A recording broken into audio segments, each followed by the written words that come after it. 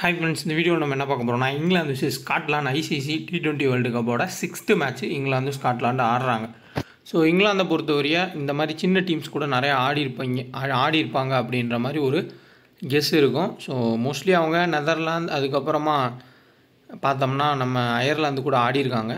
Scotland கூட ODI format வந்து mostly ஆடிருக்காங்க. T20 ஆடினதே இல்லை. ஸ்டாட்ஸ் வைஸாக பார்த்தாலுமே ஹெட் டு ஹெட்டுன்றது ரொம்பவுமே கம்மியாக தான் இருந்திருக்கு. யாருமே வந்து இப்போ இங்கிலாந்து டீமில் இருக்கவங்க ஸ்காட்லாண்டுக்கு எதிராக வந்து ஆடினதே இல்லை. அப்படி தான் வந்து ஸ்டாட்ஸ் இருக்குது. ஏன்னா நம்ம மேலோட்டமாக பார்க்குறப்போ ஸ்காட்லாண்டு இங்கிலாந்து நிறையா ஆடின மாதிரி இருக்கும். பட் அது எல்லாமே ஓடிஐ ஃபார்மெட்டு. T20 ஃபார்மெட்டில் வந்து ஆடினது இல்லை.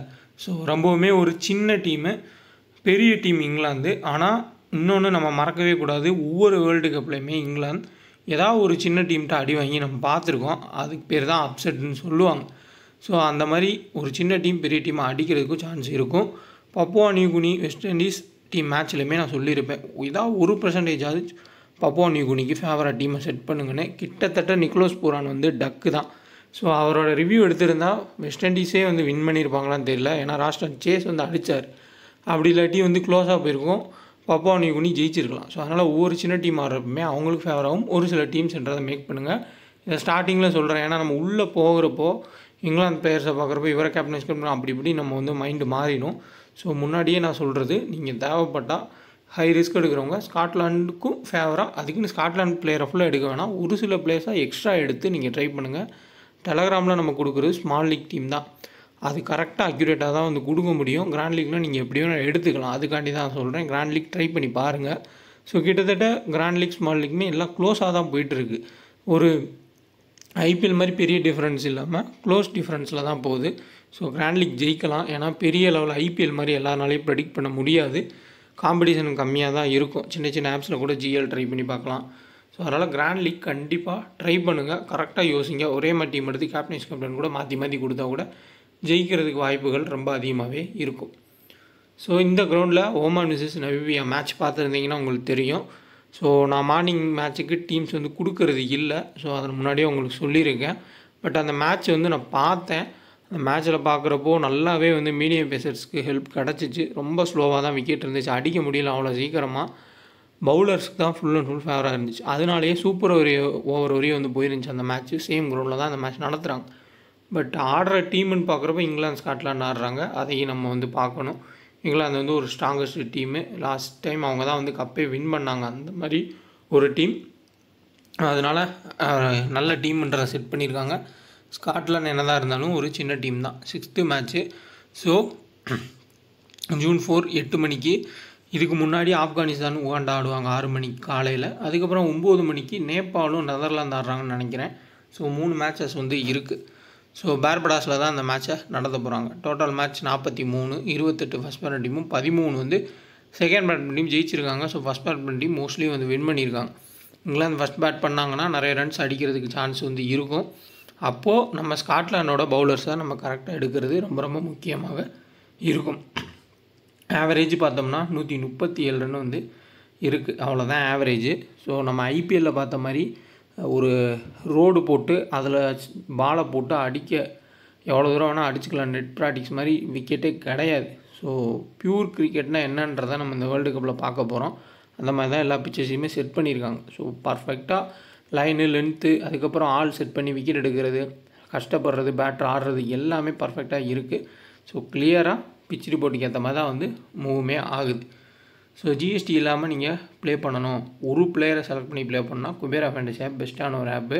அதில் டியோன்னு ஒரு ஆப்ஷன் இருக்குது, அதை செலக்ட் பண்ணி நீங்கள் ப்ளே பண்ணலாம். இன்ஸ்டால் பண்ணிங்க. டிஸ்கிரிப்ஷன் லிங்க் இருக்குது, டெலகிராம்லேயுமே லிங்க் இருக்குது. நம்மளுமே வந்து மார்க் பண்ணி கொடுக்குறோம். அது ஓரளவுக்கு வந்து ஒர்க் ஆகிட்டு தான் இருக்குது. ஸோ உங்களுக்கு ஐடியாஸ் இருந்தால் ட்ரை பண்ணுங்கள். ஜஸ்ட் ஒரே ஒரு பிளேயரை நீங்கள் செலக்ட் பண்ணி ஃபேண்டசி ப்ளே பண்ணலாம். ரொம்ப இன்ட்ரெஸ்டிங்காக இருக்கும். ஸோ ஃபுல் டீட்டெயில்ஸ் வந்து பார்ப்போம் இங்கிலாந்து ஸ்காட்லாந்து. ஸோ வாங்க வீடியோக்குள்ளே போகலாம்.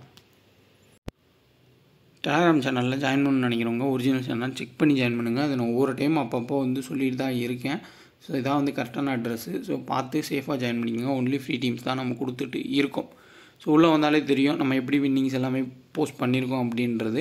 அதேமாதிரி குபேரா ஃபேண்டசி ஆப்பில் ஒரு பிளேயரை நீங்கள் செலக்ட் பண்ணி ப்ளே பண்ணலாம். ரொம்ப ரொம்ப ஈஸி தான். ஸோ 2 பிளேயர் செலக்ட் பண்ணால் அதில் உங்கள் மைண்ட் செட்டுக்கு ஏற்ற மாதிரி நீங்கள் ஒரு பிளேயர் எடுத்துக்கோங்க. இல்லாட்டி அந்த 2 பிளேயர் செலக்ட் பண்ணியிருக்கிறதுல இல்லாத ஒரு பிளேயரை நீங்கள் வந்து எடுக்கிறதும் பெட்டராக இருக்கும். ஸோ வின்னிங்ஸுமே நம்ம ஃபுல் அண்ட் ஃபுல் அப்டேட் பண்ணியிருக்கோம். எப்படி நம்ம ப்ளே பண்ணுறோன்றது எல்லாமே வந்து தெரிஞ்சிடும்.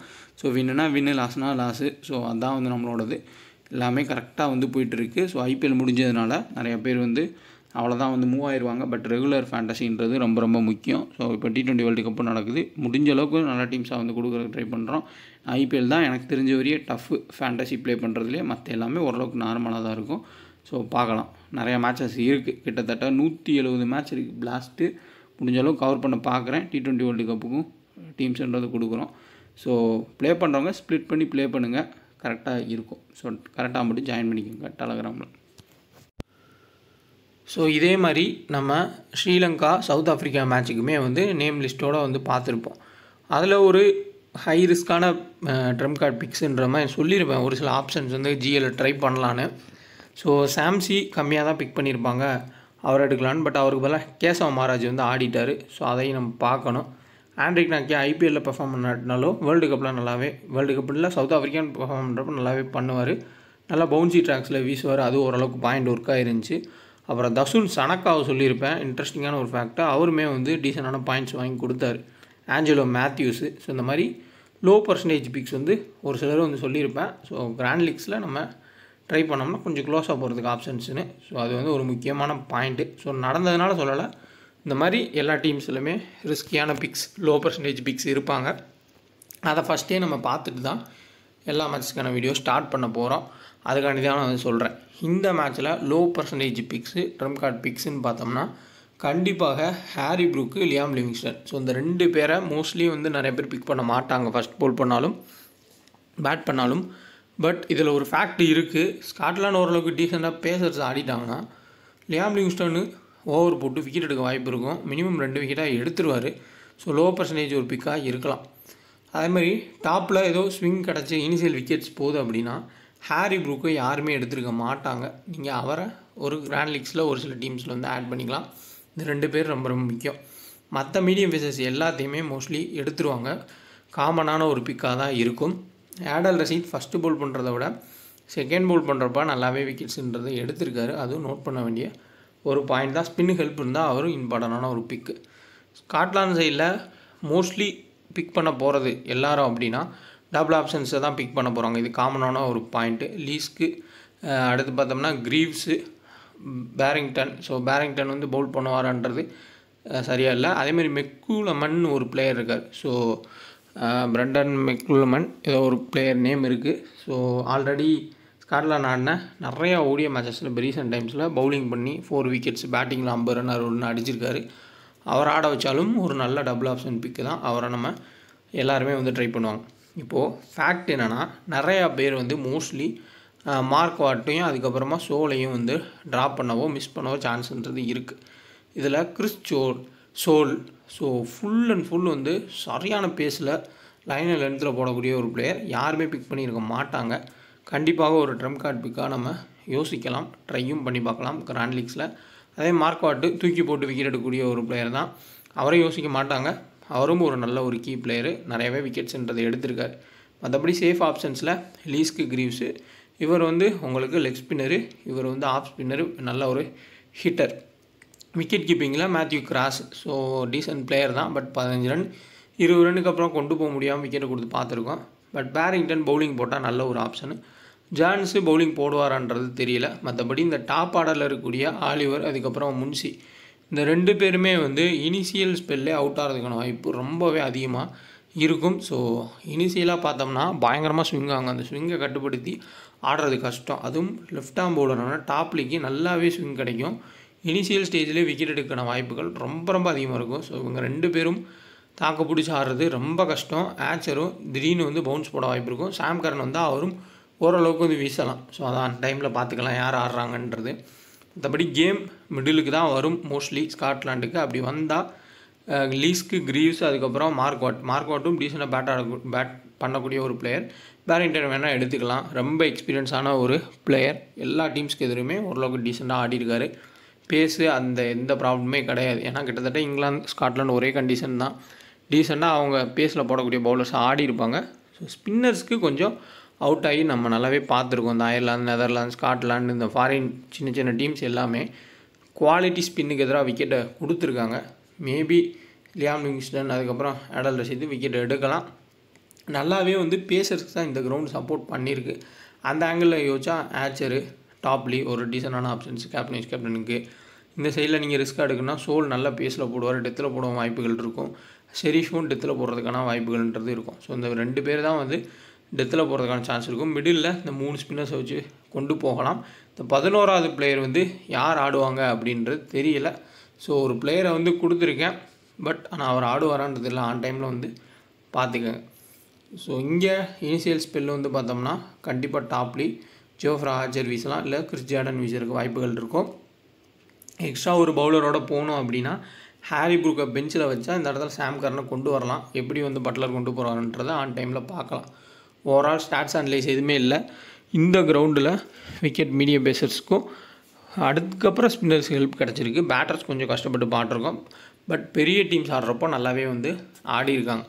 அதனால் இங்கிலாந்து மேபி ஒரு சின்ன டீம் கூட ஆடுறப்போ ஒன் சைடு காம்பினேஷன் போனால் நீங்கள் டேரெக்டாக இவங்க 2 பேருக்கும் கேப்டனாக போகலாம்.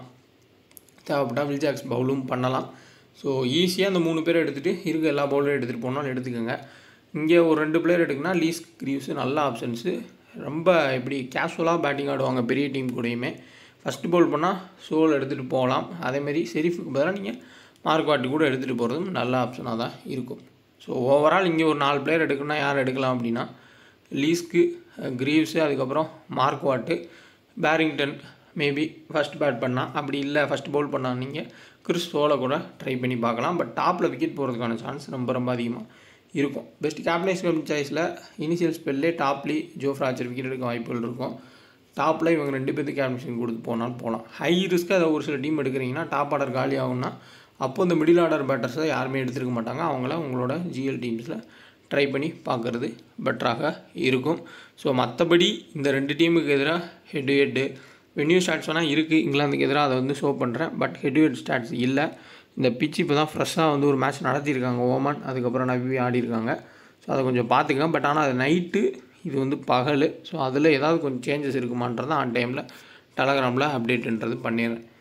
ஸோ பட்லரோட ரீசன்ட் ஃபார்ம் தெரியும், எப்படி பாகிஸ்தானுக்கு எதிராக ஆடினார்னு. குவாலிட்டி ஒரு பவுலிங்கை எந்த அளவுக்கு அட்டாக் பண்ணார்னா அந்தளவுக்கு குவாலிட்டி வந்து ஸ்காட்லாண்டில் இருக்காது. ஆவரேஜ் வென்யூவில் 27, வில் ஜாக்ஸு 17 ஒரு மேட்ச் ஆடிருக்கார் வென்யூவில். ஹாரி ப்ரூக் 2 மேட்ச்சில் ஃப்ளாப் இந்த கிரவுண்டில். லியாம் லிவிங்ஸ்டன் வென்யூவில் 4 விக்கெட் எடுத்திருக்காரு. சாம் கரன் ஒரு மேட்ச் ஆடிருக்கார், 13 ரன், விக்கெட் எதுவும் எடுக்கலை. கிறிஸ் ஜார்டனு 4 விக்கெட் எடுத்திருக்காரு. ஸோ கிட்டத்தட்ட கிறிஸ் ஜார்டனுக்கு இது ஹோம்ன்ற மாதிரி தான் சொல்கிறாங்க.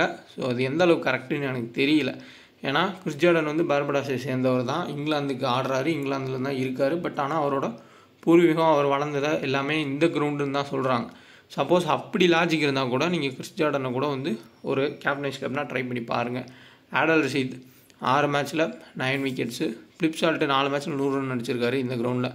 மற்றபடி எந்த பிளேயருக்குமே வந்து உங்களுக்கு ஸ்டாட்ஸோ வென்யூ ஸ்டாட்ஸோ எதுவுமே இல்லை, ஹெட் டு ஹெட் ஸ்டாட்ஸுமே இல்லை. இதுதான் ரீசன்ட் ஃபார்ம்னு பார்க்குறப்போ ஸ்காட்லாண்டில் ஓரளவுக்கு அந்த டபுள் ஆப்ஷன் இருக்கக்கூடிய பிளேயர்ஸ் ஆடி இருக்காங்க.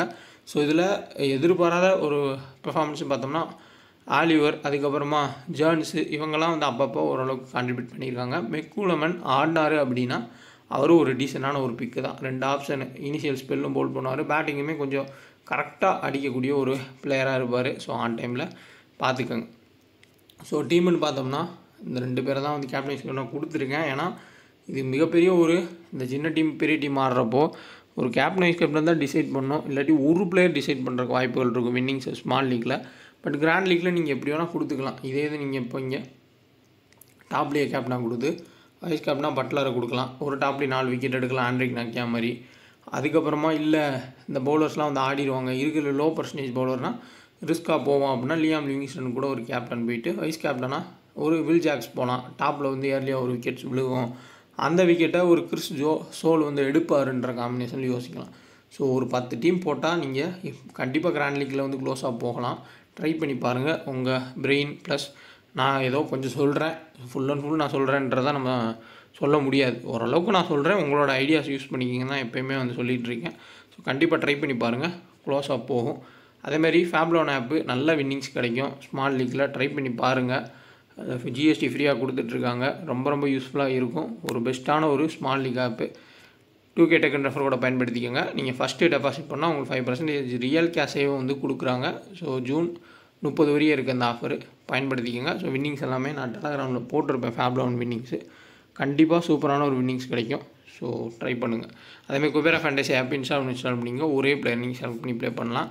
இந்த மேட்செல்லாம் நீங்கள் மாற்றி கேப்டன் வைஸ் கேப்டன் இங்கிலாந்து கொடுக்கணும்னா கொடுத்துக்கோங்க.